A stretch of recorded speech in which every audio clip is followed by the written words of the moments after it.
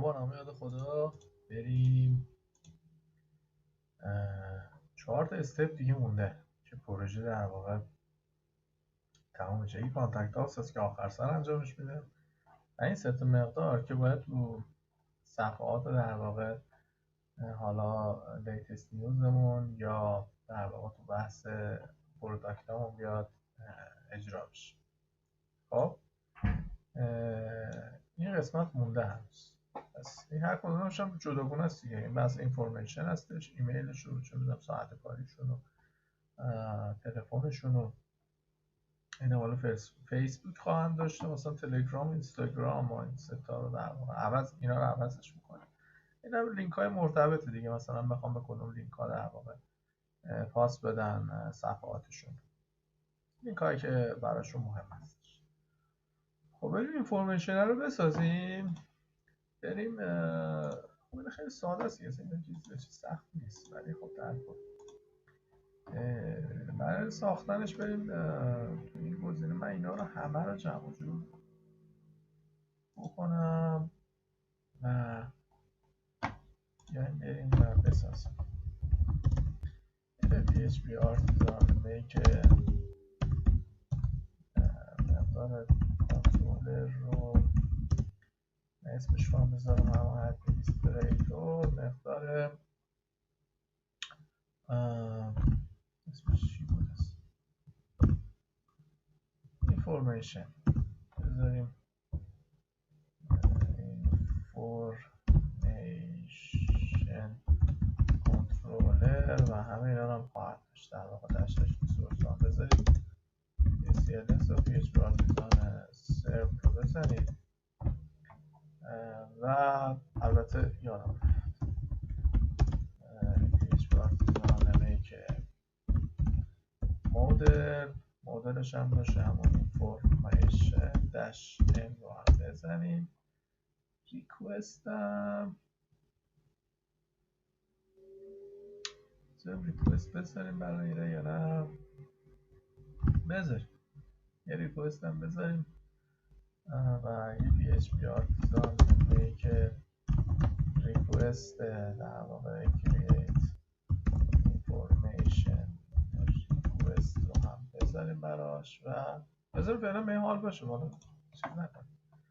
ادمینستریتور اینفورمیشن و بیایم اینجا اینا رو درست بکنیم و ببینیم مسیر همش چیز تکراریه. حالا انشاءالله پروژه‌های قوی‌تر هم تو راه هستش انجام خواهیم داد. حالا پروژه ما از سنگین‌تر می‌بینید که کلا تکراری خواهد بود و چیز آنچنان فرق خاصی نداره.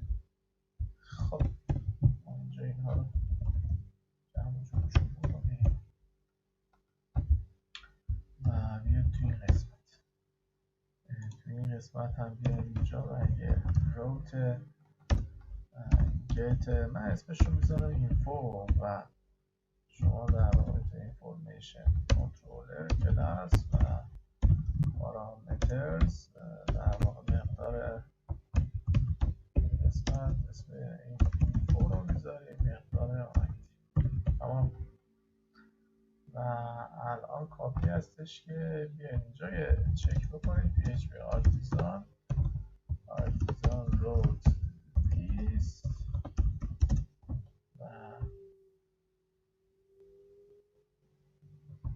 شد و آها گت گذاشتم، ببخشید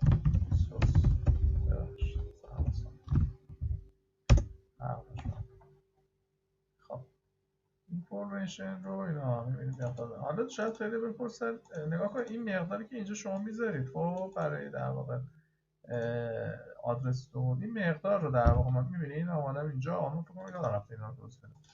مقداری که اینجا میذارید در واقع میشه پارامترتون که من این مقدارش عوض کردمش آیدی. تموم شد رفت، یادت چیز سختی نداره دیگه. با ادمینستریتوری کاری نداریم. ریکوستش حالا میریم به موقعش سراغش. حالا در واقع دیتابیس اون باز میشه، مایگریشنش اینفورمیشن رو که ما اومدیم قرار دادیم اومده اینجا قرار گرفته و تیبل مدلش رو مثلا نگاه نکرد. اینفورمیشن که اینجا داریم و مقدار پروتکتد، مقدار گاردد و مقدار آیدی و تمام. این قسمت مدل. اینجا استرینگ باشه، گزینه تل یا فون مثلا باشه 11 تا. دیگه فون که بیشتر از 11 تا نیست. این برام استرینگ باشه، مقدار ایمیل اگه اشتباه نکنم بله 100 تا. و دارم تیبل و گزینه استرینگ رو مثلا ورک آورز، ساعت کاری اصلا احتیاج بزنیم. آره چی بنویسیم اسمش؟ یه خیلی طولانیه بخوام توش بزنیم. چی بذارم؟ ورکینگ آورز میخوایم بذاریم. خیلی بزرگ پدرم نمیدونم. این هم مثلا حتی 100 تا ورکینگ آورز بذارید. همون ساعت همون ساعت ها همین آورز که فقط اینه چیش کنیم خیلی بزرگ. خب بیاییم و CLS پیج رو بزنیم، مایگریت رو بزنیم و تمام و سرورش بکنیم دنبال خودش. خب اینجا یه لوکال هاست و این قسمت PH مای ادمین رو خواهید زد و منتظر میشیم تا ایشون بیاد اینجا. و الان هم بحث اینفورمیشن اضافه شده. اون ایمیل آورز رو قرار دادیم. بریم تو این قسمت برای اینکه این قسمت رو اضافه بکنیم. یعنی یه روند خیلی ساده و معمولی خاص خودش رو داره. میریم تو ویو قسمت ادمین و خیلی راحت براش فولدرش رو میزنه. البته این پروژه کوچیک هم نبود. ببینید سکشناش زیاده، آنچنان کوچیک هم نبود که مثلا بگیم ما خیلی هم ساده است. نه، اینجا اسمش رو هم مقدار اینفو میذارم و مقدار گزینه ایندکس رو هم قرار میدیم و مقدار کرییت رو هم قرار میدیم. آپدیت اینا هم که خواهد داشتیم کرییت و همین رو قرار بدیم. خب میریم توی این قسمت. کدومشون اصلا چیز نداشت، عکس نداشت. بکنم about بود. about چی بود؟ کدوم قسمتش بود اصلا؟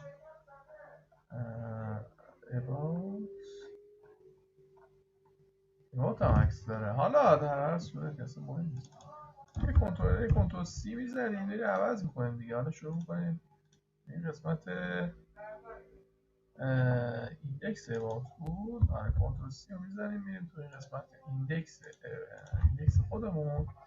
ایشون دیگه به جای about میشه مثلا information و ایشون هم میشه info create. خب اینها هم پاک میکنید و خب اینها رو هم فعلا در حال حاضر کامنت میکنیم. و چی داشت؟ مثلا فون، یکی هم بود ایمیل و یکی دیگه هم بود همون ورکینگ و اینجا دیگه همون آورز.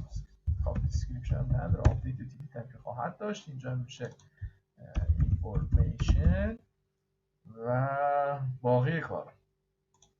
بریم سراغ ایندکسش. میایم تو این قسمت ریتن ویو میکنیم مقدار اینفو ایندکس رو و صفحه در واقع میره سراغ لیاتش. میدونید تو این قسمت مستر خب طبیعتا ما بعد از پست میایم تو این قسمت کنترل سی میزنیم و این کنترل وی ایشون میشه مثلا اینفورمیشن و مقدار اینفو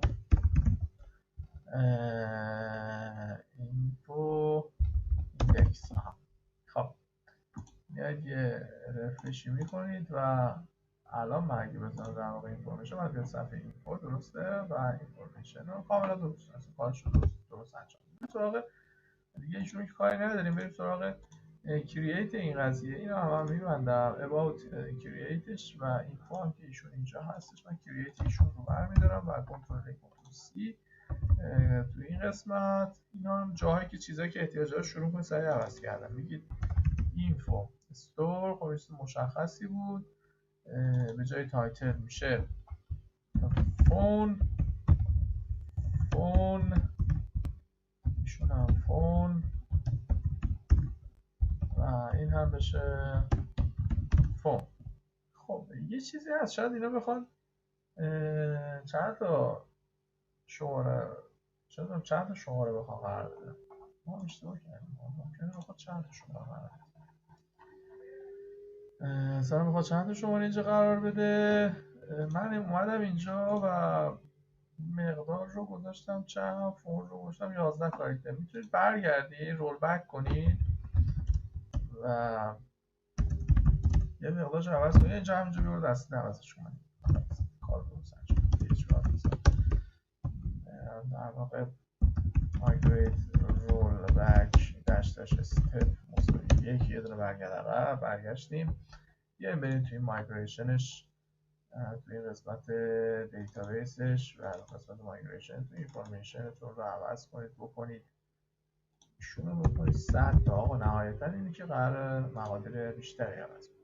خب بیایم اینجا و مقدار CLS PHP آرتیزان مایگریت رو بزنید. اوکی کرد و الان مقدار میبینید که عوض خواهد شد.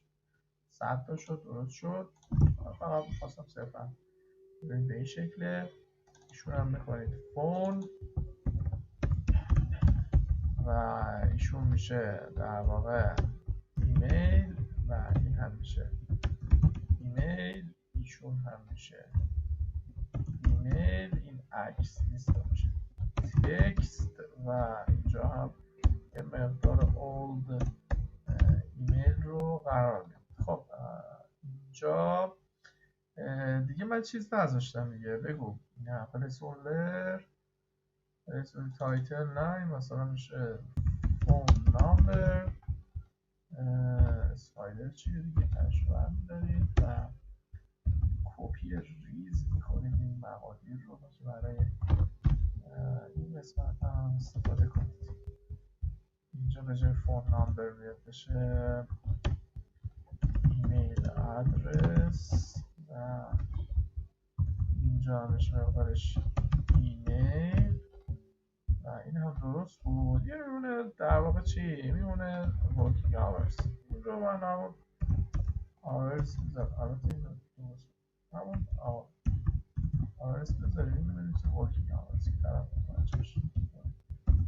working hours و این هم آرش رو جا گذاشتیم. این هم میشه hours و این هم میشه hours و مثلا اینجا اینتر